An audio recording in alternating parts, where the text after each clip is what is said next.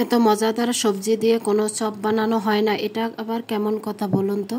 তাই মাত্র 20 টাকার টমেটো দিয়ে আজকে আপনাদের এক 5 স্টার রেসিপি তৈরি করে দেখাবো। টক ঝাল এই টমেটো চপ ইফতার টেবিলে থাকলে সবার নজর এটাতেই আটকে থাকবে।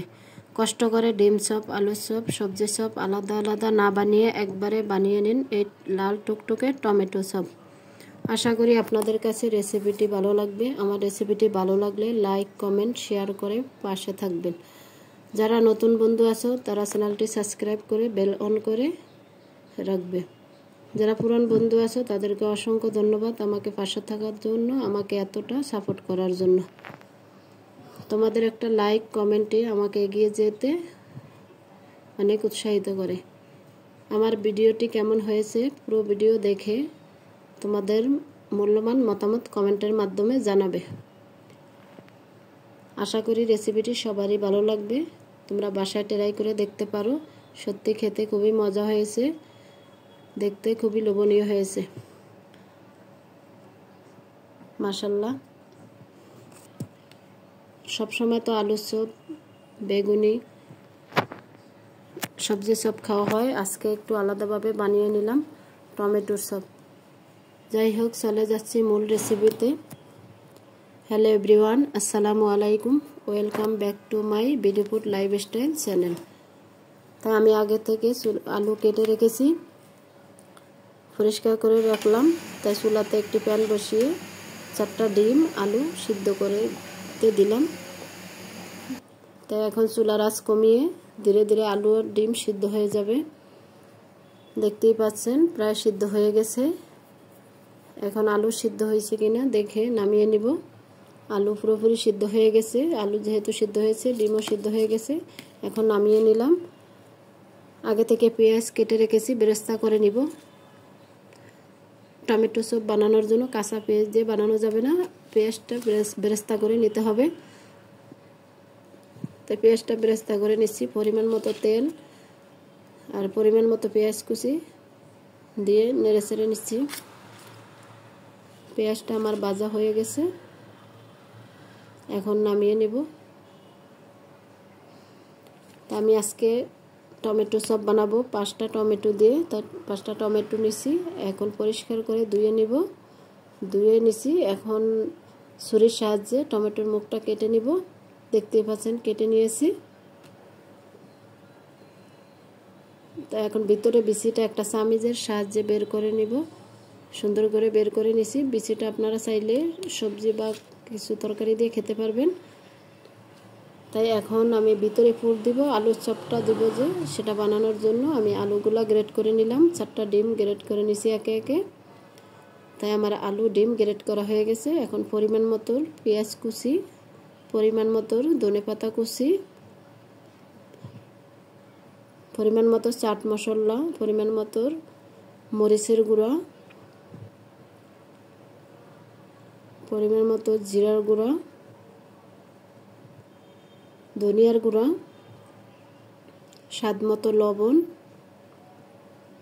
এখন আগে থেকে পেঁয়াজ বেরেস্তা করে রেখেছি, পেঁয়াজ বেরেস্তা দিয়ে এখন হাতের সাহায্যে সবগুলো মাখিয়ে নেব। দেখতেই পাচ্ছেন সুন্দর করে মাখিয়ে নিয়েছি। সবগুলো মাখিয়ে এক পাশে রেখে এখন চলে যাব বেসনের ব্যাটারটা বানানোর জন্য। তাই একটা বল নিলাম, বলেতে বেসন এবং বেকিং পাউডার চেলে নিলাম। তারপর একটু মরিচের গুঁড়া, হলুদের গুঁড়া, জিরার গুঁড়া, ধনিয়ার গুঁড়া দিয়ে আমি এখন এটা একটু শুকনো উপকরণগুলো নেড়ে চেড়ে নেব, ভালো করে মিশিয়ে নেব।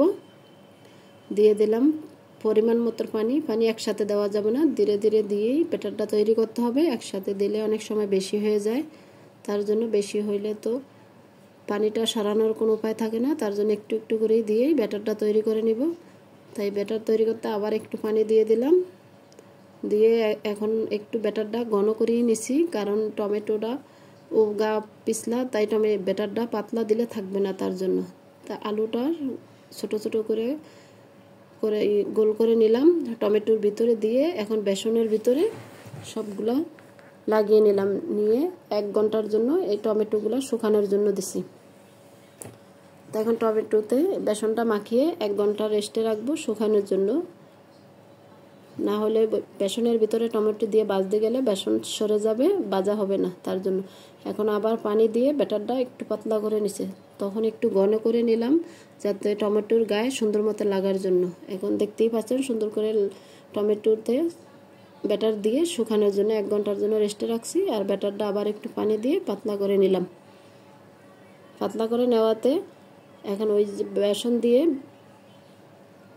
টমেটোটা শুকানোর জন্য দিছি। এখন আবার বেসনের মধ্যে ভিজাইলে তারপরে সবটা সুন্দর হবে এবং ফুলবেও, আর বেসনটা সরেও যাবে না, তার জন্য। দেখতেই পাচ্ছেন আবার বেসনটা ভিতরে টমেটোটা চুবিয়ে ভেজে নিলাম। একদম গোল গোল হয়ে গেছে, ফুলছেও মাশাআল্লাহ, খেতে খুবই মজা হয়েছে। অবশ্যই বাসায় ট্রাই করবেন। একে একে আমি 5টা টমেটো সবই ভাজি করে নিচ্ছি, দেখতেই পাচ্ছেন সবগুলোই ভাজা আমার প্রায় শেষের দিকে।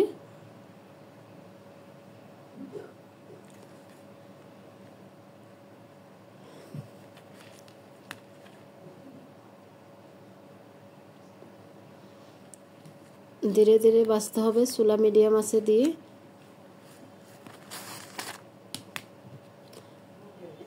আর একসাথে 2-3টাও দেওয়া যাবে না, তাহলে একটার গায়ে একটা লেগে ভাজা সুন্দর হবে না, তার জন্য একটু এক পিস করে ভাজলেই ভালো হবে। আর পরিমাণে তেলটা বেশি দিতে হবে, ফ্রাই প্যানে দিয়ে ভাজা যাচ্ছে না, তাই আমি আবার কড়াইতে নিয়ে ভাজলাম, যাতে ডুবোর তেলে ভাজতে হবে, তার জন্য।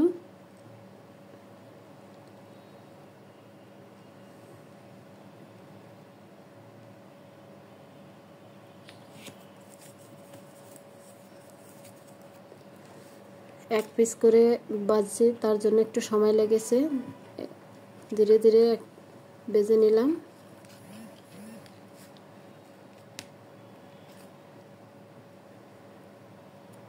দেখতে দেখতে রমজান শেষের দিকে চলে আসছে। রহমতের 10 দিন শেষ, মাগফিরাত তো শেষের দিকে। সবাইকে রমজানের উসিলায় সবার গুনাহ মাফ করে দেখ, এটাই কামনা করি। সবাইকে আল্লাহর ইবাদত করার তৌফিক দেখ। আমি দেখতে দেখতে সবগুলোই ভাজি করে নিয়েছি। এখন মাঝখানে ছুরির সাহায্যে কেটে নিব। দেখতেই পাচ্ছেন খুবই লোভনীয় হয়েছে। এই মাঝখানে আলুর পুর, তারপরে টমেটো, তারপরে বেসন, 3টা লেয়ার হয়ে গেছে মাশাআল্লাহ। এখন আমি পরিবেশন করে নিব সস দিয়ে। তো সস দিয়ে আমি পরিবেশন করে নিচ্ছি। আজকে আমার ভিডিওর মাঝে ভয়েসের মাঝে অনেক ভুল হয়েছে, তার জন্য ক্ষমার দৃষ্টিতে দেখবেন। পরবর্তী ভিডিও যেন ভালোভাবে করতে পারি, ভয়েসটা যেন ভালোভাবে দিতে পারি, সেই দোয়া করবেন আমার জন্য।